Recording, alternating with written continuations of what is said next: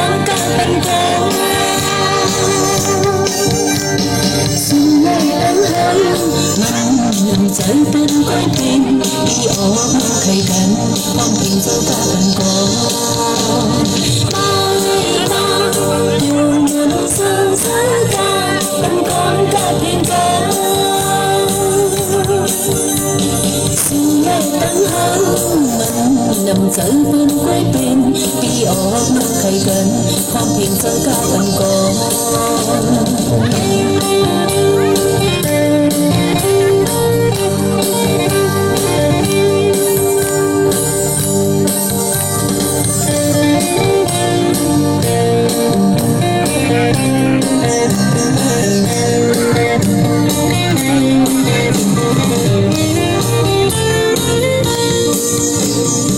phiên trong hậu